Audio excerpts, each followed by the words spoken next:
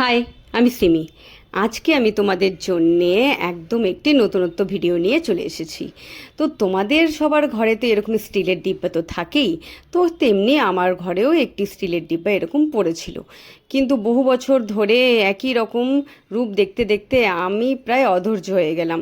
তো তাই ভাবলাম যে এটিকে একটি নতুন রূপ দিলে কেমন হয়।